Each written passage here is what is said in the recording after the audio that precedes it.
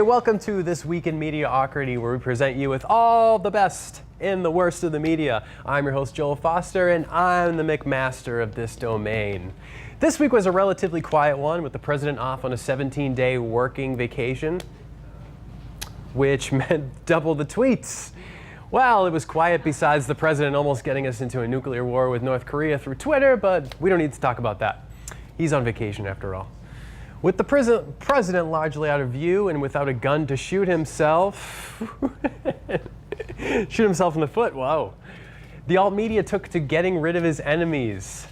The list of enemies included Chief of Staff John Kelly, Senators John McCain and Jeff Flake, Democrats Joe Scarborough, Rosie O'Donnell, good taste and well-fitting clothes. Okay, basically everything except for Steve Bannon and Sean Hannity.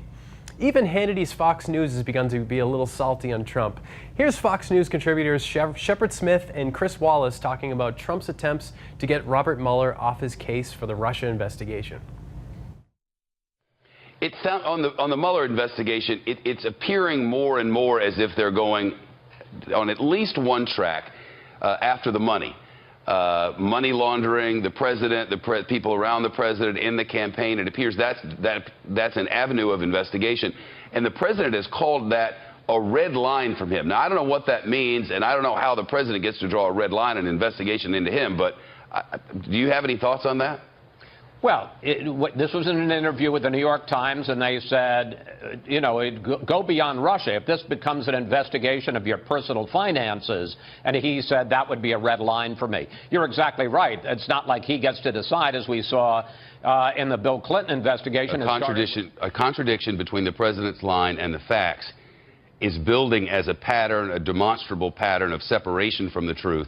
And now we hear Republicans on Capitol Hill are beginning to at least raise red flags on this matter, if not push back on it. Oh, the band's breaking up. That's right, it looks like at least some of the guys over at Fox News are past the Trump honeymoon, which involved lots of wild groping, midnight fried chicken, and at least one photo shoot.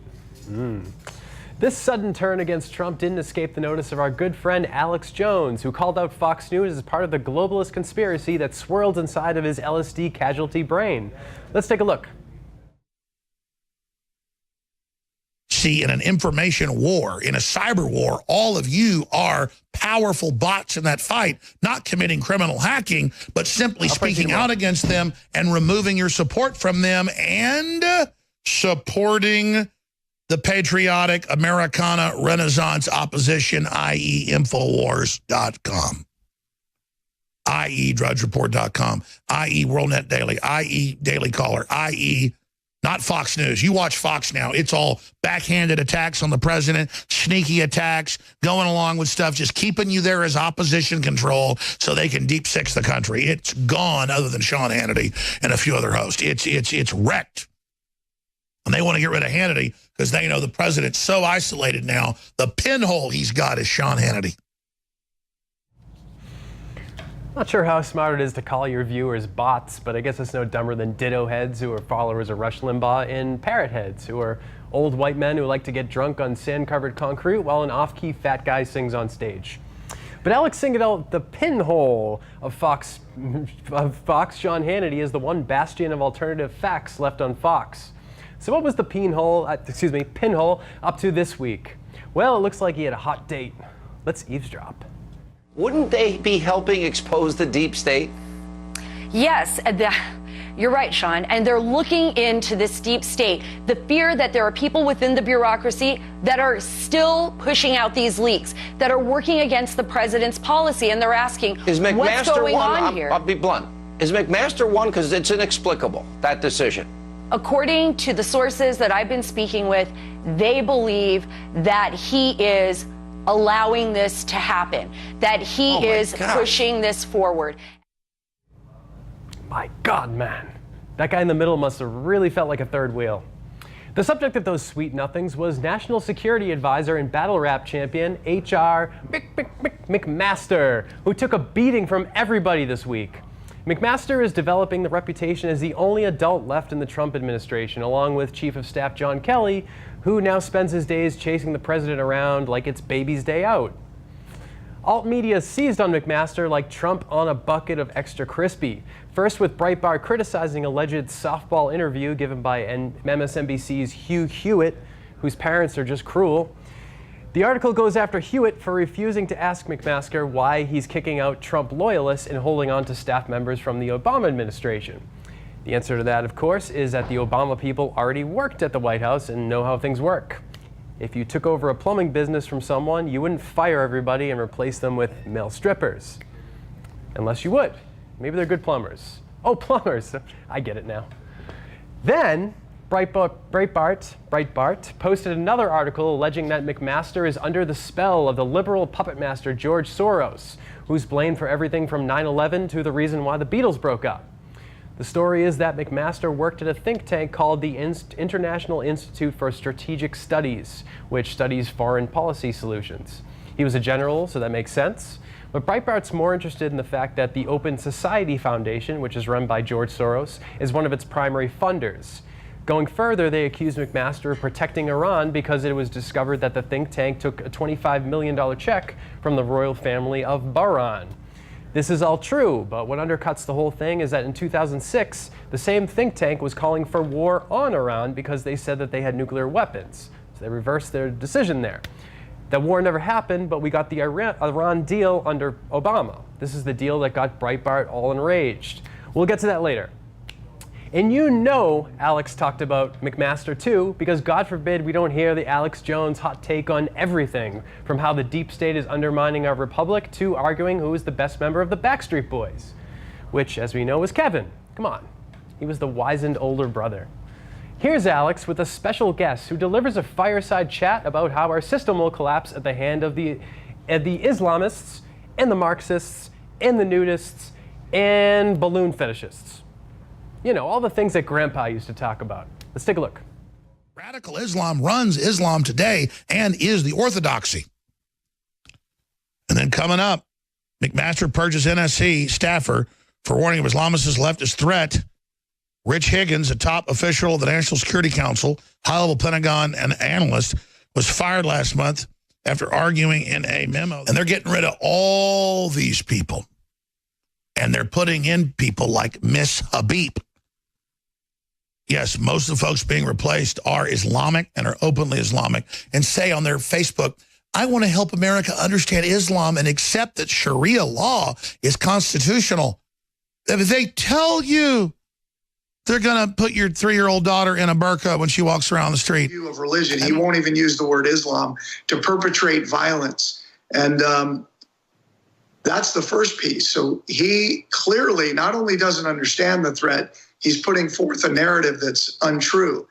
Now, the reason that this is such, the firing of Richard Higgins is so significant is because Richard Higgins is the one guy inside the national security apparatus that has the deepest understanding of the Islamic threat, how they are working directly with the hard left Marxists, and how inside the government this is actually unfolding and how it's actually working. And he was trying to, in as clear a language as he could, articulate that threat, because this is, in my opinion, and clearly. And I'm almost ashamed, probably 8 hours, 4 hours in one stint. The kids went to bed another 4 or 5 hours. All right, Alex, settle down. I guess he's cute, but you got a three-hour show to do tomorrow. Don't wear out your pounding hand. By the way, I'm pretty sure I saw Coyote Ugly in that guy's DVD collection back there. Didn't notice. So who was the guy in that cozy little den of racism? Well, that was former FBI agent John Guandolo, which I know sounds like the Italian-American character of an 80s police movie. Here's a clip of Guandolo after a day on the job.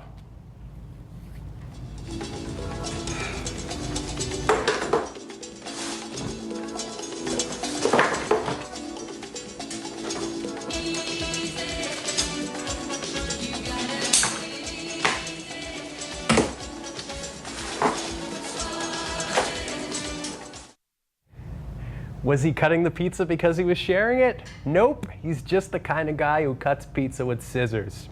Why can't you play by the rules, Guandolo? But it turns out Guandolo has nothing on Cobretti when it comes to being a cop. Guandolo is a former FBI agent, as I said, who resigned before the agency could investigate him for sexual misconduct. Turns out that when he was working undercover in a sting operation against Democratic Congressman William Jefferson, he was sleeping with the woman who was recording Jefferson. The FBI kept quiet about the case because it would have ruined the investigation. So what's he up to now? Well, John Guandolo now puts on training programs for police, which is just pretty much a thinly veiled excuse for Guandolo to spew anti-Islam rhetoric. And guess which police force he came to this year? Phoenix! That's right, that Phoenix! The event promised a, quote, detailed understanding of street violence emerging from the alliance among the Muslim Brotherhood and violent anarchist groups, including Black Lives Matter. And guess what?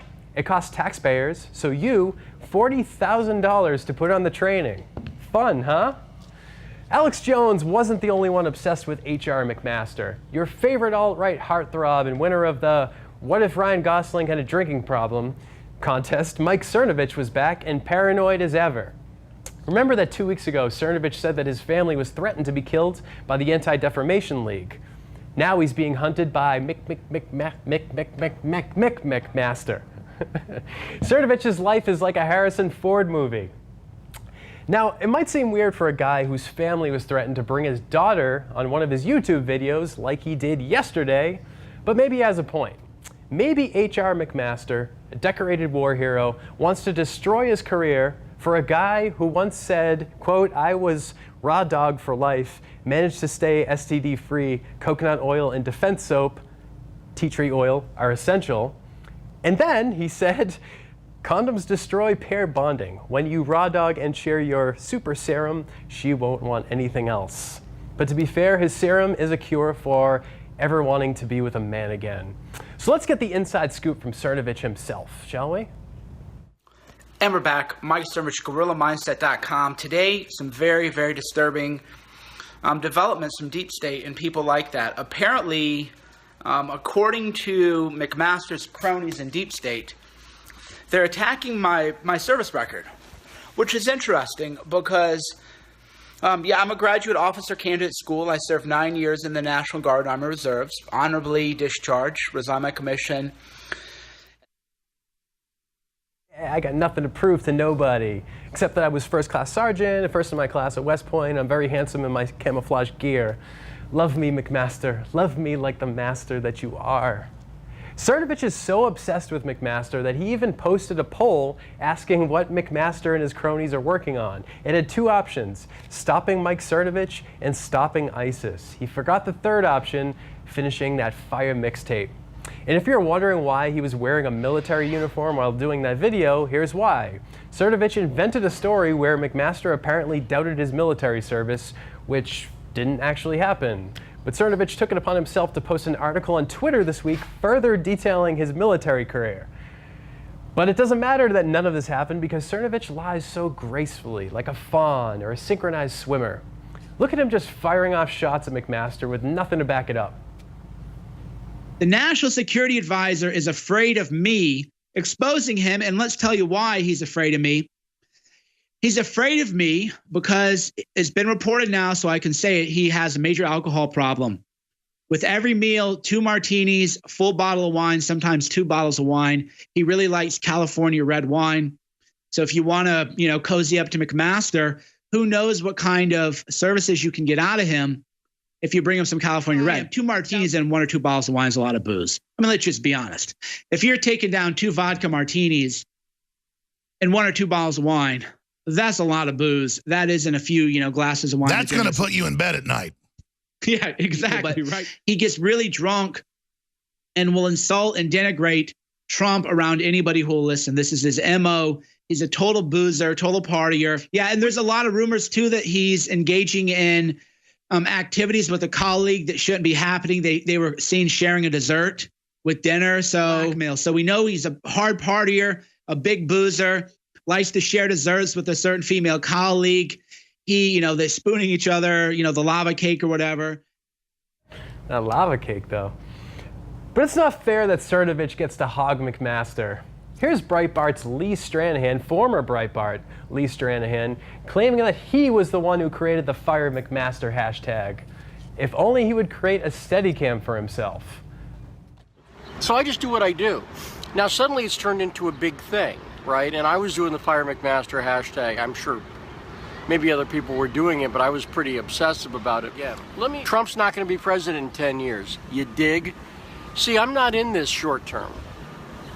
The reason McMaster has to go is that McMaster is in a position where he is actively getting rid of the populist nationalist. I am not a Trumpist. I'm no Trumpist. However, I wish. It's like they're competing to see who McMaster hates more. Don't worry, Lee. Daddy McMaster hates you all equally. Don't worry. And finally, we got the penultimate word on McMaster. The case got cracked open. Let's see it all unfold. By the end of this, you'll be joining the Fire McMaster hashtag campaign too. Behold the truth. And it's even better if you don't use procreative sex. It's better if you do all kinds of crazy things. That's why you see homosexuality. That's why you see the push for transgenders and the gender identity. It's all part of the the culture of Marxism. So why do I say that? Because it's that ideology that has found itself aligning with Islam. What they don't really realize is that Islam will take over. It's like they have, why are they aligning? They actually have common goals, and their one common goal, and if you want to stay with us the whole segment, I'll take you to this awesome guy, Alexander Dugin from Russia, great Christian man, showing how Russia is becoming Christian. And this is the crux of the matter, to destroy Christianity, right? To destroy Western Christian values, and that's it. Because at the end of the day, it's not a battle between Islam and West. It's not a battle between communism. There's 100 isms. There will always be an ism, Maoism. There will always be an ideology and a set of thoughts. Okay? But at the end of the day, it's a battle between good and evil, between light and darkness. Did she eat all her food? No, she's just being silly. I'm going to take her downstairs. Okay. Who's a good girl? So what's with the obsession with McMaster? Well, in short, McMaster is the one thing standing in the way of Bannon's foreign policy, which includes bombing Iran. Remember the Iran connection from earlier? Bombing Iran has been on these people's wish list for years because they represent Islamic power in the region. We've got a handle on most of that part of the world, and we've invaded plenty of other parts. But Iran, we can never quite nail them down. They're like our Annie Hall to our Woody Allen. She's complex, unattainable. Not to mention, the Israelis hate her. Because it turns out that a pro-Zionist group funded by casino magnate and human potato, Sheldon Adelson, has been behind the Fire McMaster campaign. Along with these guys, Israel also really wants to bomb Iran. Everyone wants her. And that's what makes her so seductive. So basically, McMaster is the only one that hasn't been taken in by the bomb Iran fever. He supports the Iran deal made under President Obama and has squashed any talk of going to war with the country. At the same time, McMaster fired Ezra Watnick, an Israeli cheerleader who also wants Iran leveled to the ground and is one of the biggest backers of Bannon's foreign policy plans. And herein lies the reason why the alt-media guys, along with Sean Hannity, want McMaster fired. The important thing to realize here is that sites like Breitbart and guys like Alex Jones and Cernovich, they have an agenda. It's a very narrow agenda. Right now, that agenda involves firing McMaster. Tomorrow, it'll probably be to fire John Kelly. And what's scary is that they sometimes succeed.